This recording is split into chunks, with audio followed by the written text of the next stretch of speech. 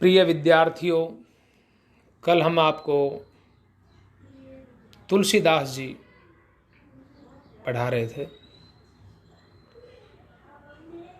तुलसीदास जी की कवितावली के कुछ छंद हमने आपको बताए, उनकी व्याख्या की, उनमें जो गेयता है उसे भी प्रदर्शित किया। तुलसीदास जी का विस्तृत वर्णन हमने आपके सम्मुख किया, उनकी जीवनी, उनकी विशेषताएं, धार्मिक, आर्थिक, सामाजिक, राजनीतिक उनका समन्वय। रामचरितमानस और कवितावली के साथ साथ ही उनका एक महत्वपूर्ण ग्रंथ है विनय पत्रिका, जिसमें विनय के पद हैं। आज हम कुछ पदों की व्याख्या आपके सम्मुख करेंगे। तुलसीदास जी की भक्ति भावना की पराकाष्ठा है विनय पत्रिका के पदों में। दर्शन भी महत्वपूर्ण है, वहाँ जीव, जगत, माया, ब्रह्म सबका विश्लेषण है। मनुष्य किस प्रकार संसार में भ्रमित हो जाता है, ईश्वर से विमुख हो जाता है और दुख पाता फिरता है। जब उसे ज्ञान प्राप्त होता है, जब उसे नाम की महिमा का अनुभव होता है, जब नाम स्मरण करने लगता है, तो सारे संसार की माया रूपी ग्रंथियों से छूटकर वह ब्रह्म की ओर अग्रसर होता है, परमात्मा से मिलन की ओर अग्रसर होता है, भक्ति भावना की ओर प्रेरित होता है, ईश्वर से प्रेम करने लगता है। इस प्रकार विनय के जो पद हैं तुलसीदास जी के, वो अन्य साहित्य में दुर्लभ हैं, जैसे कि विनय पत्रिका में। एक पद है उनका, अब लो नसानी अब ना नसे हो। मुझे बहुत अच्छा लगता है विद्यार्थियों, इसलिए मैं आपके सम्मुख इसे प्रस्तुत कर रहा हूं। ये हर वह व्यक्ति के लिए है जो न सिर्फ भक्ति के क्षेत्र में आगे बढ़ना चाहता है, बल्कि अपने कर्मों का भी वह परीक्षण करे, अपने जीवन का भी वह निरीक्षण करे कि मैं कैसा जीवन जी रहा हूँ, मुझे कैसा जीवन जीना चाहिए, मेरा कैसा जीवन हो जो मेरे घर, परिवार, समाज और देश के लिए अच्छा रहे। मैं कहीं गलत रास्ते पर तो नहीं हूँ, कहीं मुझसे गलत तो नहीं हो रहा। उस सब का आत्म परीक्षण करके और वह निष्कर्ष तक पहुँचता है।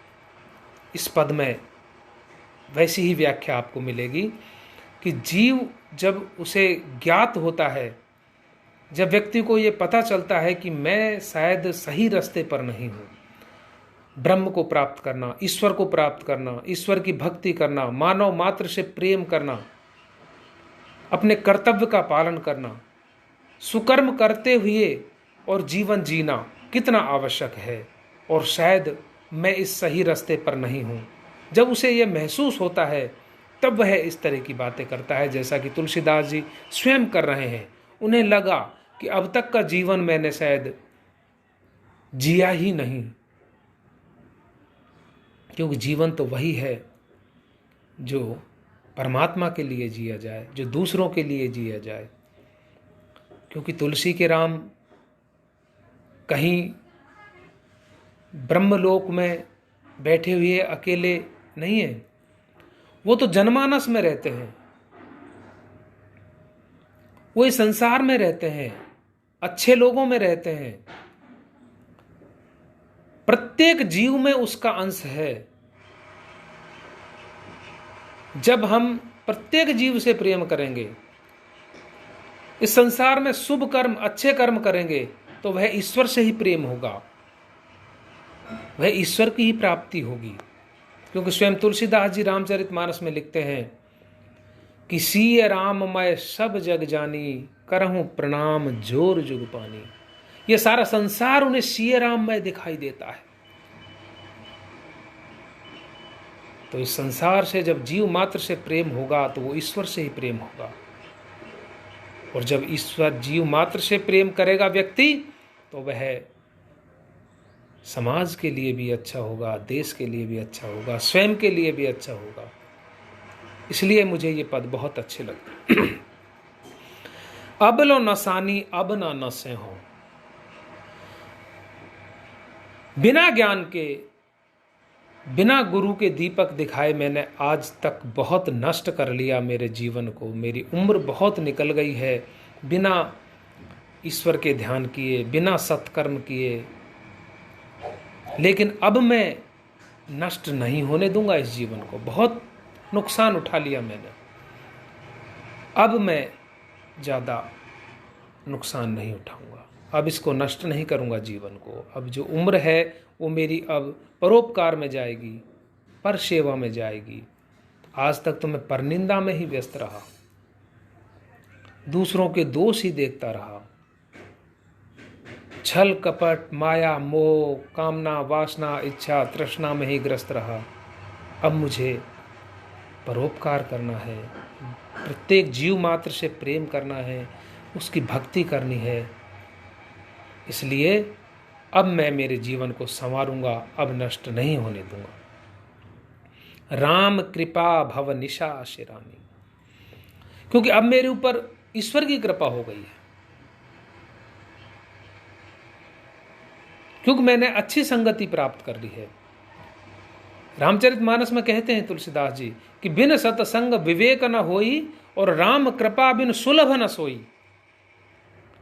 बिना अच्छे संग के, सत्संग के, साधुजनों के संग से, अच्छे व्यक्तियों के मिलन के बिना विवेक उत्पन्न नहीं होता, ज्ञान उत्पन्न नहीं होता, अच्छे बुराई का आभास नहीं होता, कर्म अकर्म का भेद नहीं मिलता। इसलिए अब अच्छे लोगों का संग हो गया तो मेरा विवेक जागृत हो गया। परंतु ये सब कब हुआ? क्योंकि राम कृपा बिन सुलभ न सोई। बिना ईश्वर की कृपा से ये सुलभ ही नहीं है। क्योंकि जाकी कृपा राम पे होई ता पर कृपा करे सब कोई। ईश्वर की कृपा होती है तभी कोई कृपा करता है, तभी कोई संग में बैठता है। इसलिए अब मुझे पता है कि मेरे ऊपर ईश्वर की कृपा हो गई है। अब मोई भा भरोस हनुमंता, बिनु हरि कृपा मिले नहीं संता। विभीषण जी ने भी यही कहा है हनुमान जी से कि आप मुझे मिले हो तो हनुमान जी मेरे ऊपर ईश्वर की कृपा है। निश्चित रूप से, क्योंकि बिना ईश्वर की कृपा के तो संत मिलते ही नहीं है, अच्छे लोग मिलते ही नहीं है, सत्संग मिलता ही नहीं है। और सत्संग का सुख तो अपूर्व होता है। वैसा तो कोई स्वर्ग का कि मोक्ष का इस संसार में कोई सुख ही नहीं है जो सत्संग का सुख होता है, चाहे वह क्षण मात्र के लिए ही मिले। तात स्वर्ग अपवर्ग सुख धरिये तुला एक अंग, तूल न ताही सकल मिल जो सुख लव सत्संग। तो उस सत्संग के कारण विवेक उत्पन्न हो गया। और विवेक उत्पन्न कब हुआ? जब राम की कृपा हुई। तो अब मुझे विश्वास है कि राम कृपा, मेरे ऊपर ईश्वर की कृपा हो गई है। और जो मोह रूपी रात्रि थी, ये संसार रूपी रात्रि, माया रूपी रात्रि थी, उसका अब अंत हो गया है। अब मैं जागृत हो गया हूं उस रात्रि में। और अब मैं, वह रात्रि, वह मोह मुझे नहीं डसेगा दोबारा। क्यों? क्योंकि अब मेरे ऊपर कृपा हो गई है। पायो नाम चारु चिंतामणि, मैंने नाम रूपी चिंतामणि, सुंदर चिंतामणि को प्राप्त कर लिया है। नाम स्मरण का, मेरे राम मेरे हृदय में आ गए हैं। हृदय में राम हैं, अब मैं उन्हें हृदय से नहीं खिसकने दूंगा, अब नहीं जाने दूंगा। उर करते ना खसे हों, पकड़ के रखूंगा हाथ से हृदय में, उसे जाने नहीं दूंगा। नाम को हृदय में स्थापित करूंगा, उसका भजन करूंगा। श्याम रूप सुचि रुचिर कसौटी, उस श्याम रूप की जो सुंदर कसौटी पर मेरे चित्त रूपी सोने को कसूंगा कि चित्त उस श्याम रूपी जो उनकी देह है उसमें ही लगा रहे, उसी के दर्शन करता रहे। उस कसौटी पर मैं अपने चित्त रूपी कंचन को कसूंगा और खरा हो जाऊंगा। परबसु जान हंसो इन इंद्र, मैं आज तक इंद्रियों के वशीभूत था, परबस था उनके, इसलिए सारा संसार मुझ पर हंसता था, क्योंकि इंद्रियों के वश में होकर के मैं नाना प्रकार के वह कर्म करता था जो इंद्रियां कहती थी, इंद्रियां वासना की ओर प्रेरित करती थी हमेशा। इसलिए मेरी जग हंसाई होती थी, क्योंकि इंद्रियों के वशीभूत होकर मोह माया के ग्रस्त हो जाता था मैं। इष्णा, ईष्णा, तृष्णा, कामना, वासना, इन सब का साम्राज्य था मेरे हृदय पर। परंतु अब ऐसा नहीं होगा। मैं अब इनके वश में नहीं रहूंगा, क्योंकि इनके वश में रहने से मेरी जग हंसाई हुई है। अब तो मैं स्वयं के वश होऊंगा, स्वयं के वश हो जाऊंगा, आत्मा के वशीभूत हो जाऊंगा, इन इंद्रियों को अपने वश में कर लूंगा। अब मैं दोबारा हंसी नहीं कराऊंगा, अब इन इंद्रियों को मेरे वश में कर लूंगा। अब तक तो मैं इंद्रियों के वशीभूत होकर के क्रियाकर्म करता था, लेकिन अब इन इंद्रियों को मेरे वश में कर लूंगा और मैं अब वही करूंगा जो मेरी आत्मा कहेगी, और आत्मा मेरी राम में है, राम का भजन करेगी। मन मधुकर पन के तुलसी, रघुपति पद कमल बसे। तुलसीदास जी कहते हैं कि अब इस मन रूपी भंवरों को मैं श्री राम के चरण कमलों में लगा दूंगा, बस उसी का रसास्वादन करेंगे, उस मधुप को ही पिएंगे। मेरा मन रूपी भंवरा अब श्री राम के चरण कमल में ही आसक्त रहेगा, उसी का रसास्वादन करेगा। देखिए कितनी सुंदर रचना है कि तुलसीदास जी को राम की कृपा का अनुभव हो गया है। अब तक का उन्हें कोई पछतावा नहीं है। अब जो हो गया सो हो गया, अब तक नष्ट हो गई कोई बात नहीं, लेकिन अब मैं मेरे जीवन को नष्ट नहीं होने दूंगा। अब मैं हंसी नहीं कराऊंगा। माया के वशीभूत, इंद्रियों के वशीभूत न होकर के मैं स्वयं के आप वशीभूत रहूंगा।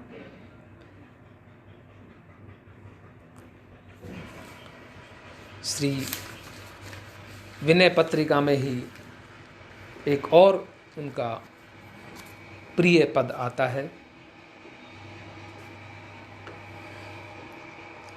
श्री राम की दयालुता के ऊपर वो वर्णन करते हैं कि श्री राम कितने दयालु हैं, भक्त वत्सल हैं, करुणा निधान हैं, दया के समुद्र हैं, जो बिना सेवा के दीन पर दया करते हैं।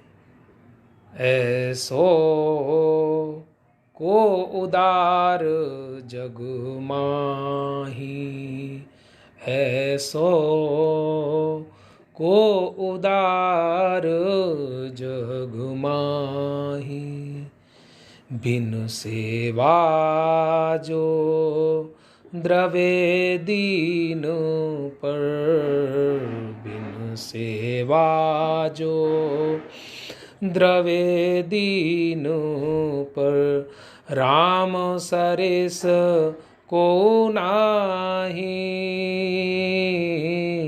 ऐसो को उदार जग माही। ऐसा इस संसार में कौन उदार होगा जो बिना सेवा ही, अकारण ही दीन पर द्रवित हो जाता है, दीन से प्रेम करता है, उस पर दया करता है, उस पर करुणा बरसाता है। राम के अलावा इस संसार में दूसरा ऐसा कोई नहीं। उसके फिर वो उदाहरण भी देते हैं कि जो गति जोग विराग जतन करी, नहीं पावत मुनि ज्ञानी।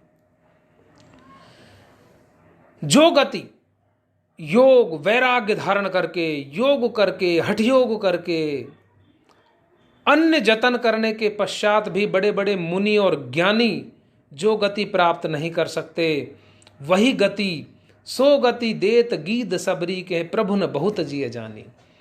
वह गति गिद्ध और सबरी को श्री राम ने दी, वो भी यह जानकर कि मैं इनके लिए कुछ नहीं कर रहा हूं, बहुत थोड़ा कर रहा हूं, बहुत जिए जानी, बहुत जान करके नहीं किया, थोड़ा सा।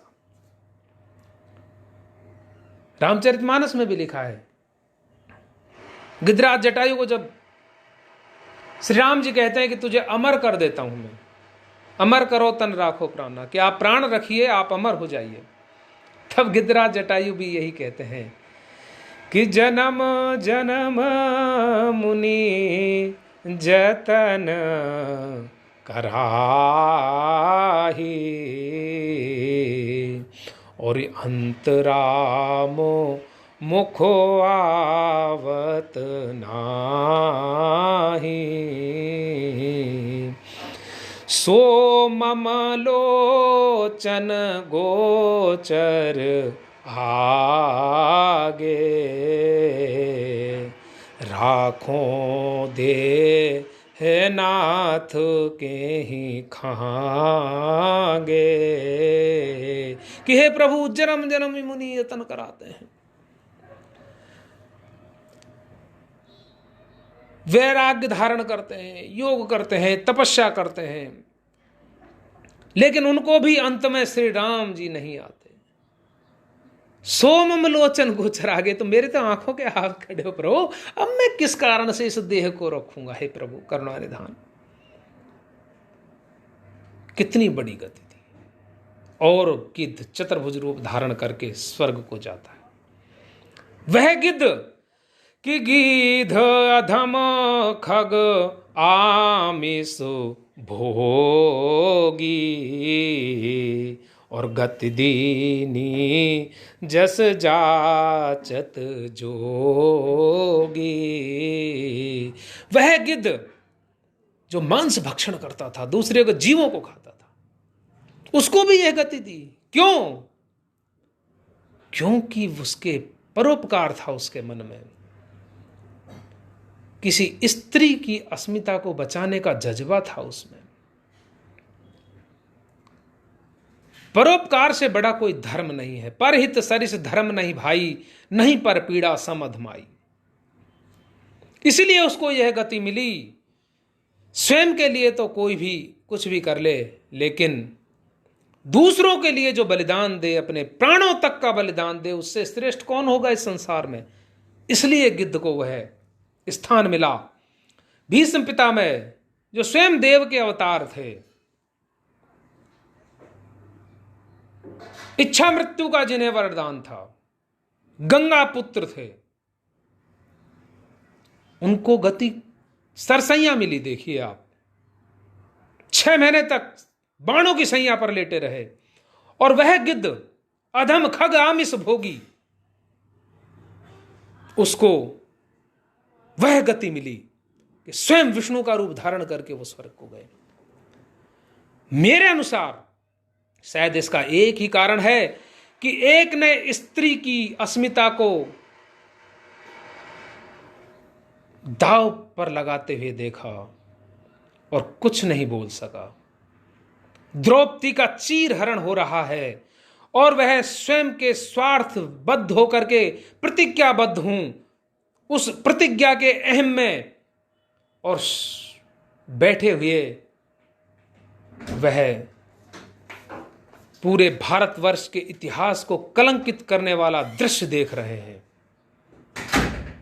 जो कि कितने धर्मात्मा थे, कितने बड़े योद्धा थे, बलशाली थे, देव पुरुष थे। उसके पश्चात भी वो अपनी प्रतिज्ञाबद्धता का अहम लिए और उस दृश्य को देखते रहे, तो शायद उन्हें वह गति मिली। क्योंकि कोई भी नारी की अस्मिता से बड़ी प्रतिज्ञा इस संसार में नहीं हो सकती। कोई भी प्रतिज्ञा नारी के अपमान से बढ़ करके नहीं हो सकती कि नारी का अपमान हो रहा है और हम प्रतिज्ञाबद्ध होकर के उस अपमान को देखते रहें। यह मानवता के धर्म के विरुद्ध है। और वह जटायु जिसने देखा रघुकुल तिलक नारी पहचानी, देखा कि नारी है जिसे रावण बलात्पूर्वक अपहरण करके ले जा रहा है, और उसने वृद्धावस्था होते हुए भी अपने प्राण त्याग दिए उस नारी की रक्षा के लिए, तो उसे वह गति मिली। इसलिए इस संसार में हमें यह सीख मिलती है कि अधर्म होते हुए देखना भी पाप है। धर्म के लिए अपने प्राण भी चले जाएं, परोपकार के लिए अगर हम कुछ कर सकें तो निश्चित रूप से हम बड़ाई के पात्र होंगे, लोग हमें आदर करेंगे, हमारी आत्मा को सुख मिलेगा, हम धर्मात्मा पुरुष कहलाएंगे। तो शायद गिद्धराज को यह पुरस्कार जो मिला, उन्हें जो ये गति मिली, उसके कारण था परोपकार, स्त्री रक्षा, स्त्री की अस्मिता की रक्षा। जो संपत्ति 10 शीश अरप कर रावण शिव पहलीनी, जिस संपत्ति को दशानन रावण ने 10 सिर काट काट करके और श्री शंकर भगवान के चरण कमलों में रख दिए तब प्राप्त की थी, सो संपदा विभीषण कहे अति सकुच सहित हर दीनी, वही संपदा को श्री राम ने विभीषण को बड़े संकोच के साथ दिया कि मैं क्या दे रहा हूं, कुछ नहीं दे रहा। सिर काटने के पश्चात जो संपत्ति मिली वो विभीषण को अनायास ही प्राप्त हो गई। तुलसीदास सब भांत सकुल सुख जो चाहसी मन मेरो, तुलसीदास जी कहते हैं अपने मन से कि अरे मन, अगर तू सब प्रकार से सुख चाहता है तो भज राम, तो राम का भजन करो। काम सब पूर्ण करें कृपा निधि तेरो, कृपा निधान भगवान राम तेरे संपूर्ण कार्य सफल कर देंगे। अगर तू सुख चाहता है तो उसका भजन कर, उससे बड़ा कोई नहीं है संसार में। राम सो बड़ो है कौन, मोसो कौन छोटो, राम सो खरो है कौन, मोसो कौन छोटो। यह दास्य भाव की भक्ति है तुलसीदास जी की।